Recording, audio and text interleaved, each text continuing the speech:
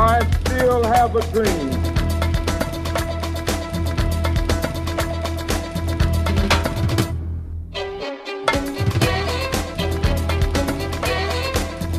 I have a dream.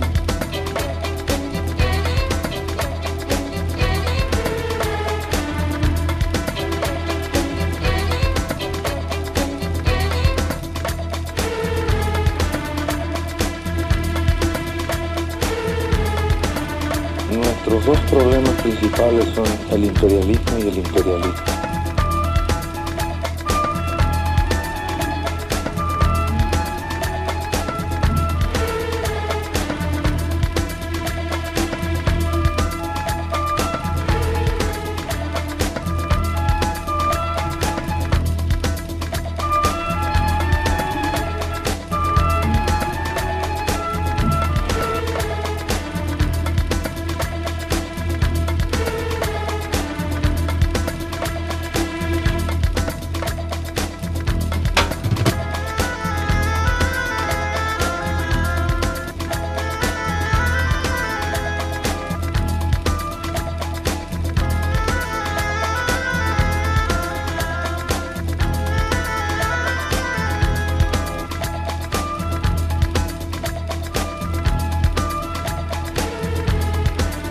Preguntaréis, ¿y dónde están las lilas y la metafísica cubierta de amapolas y la lluvia que a menudo golpeaba sus palabras llenándolas de agujeros y pájaros?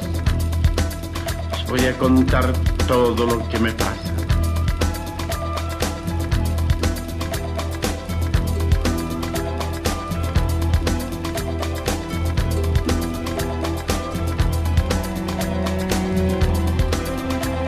Yo vivía en un barrio de Madrid con campanas, con relojes, con árboles.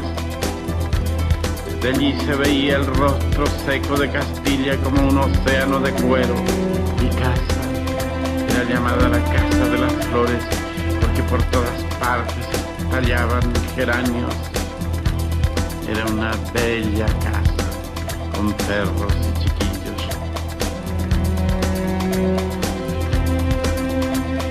Raúl, ¿te acuerdas, Rafael, Federico?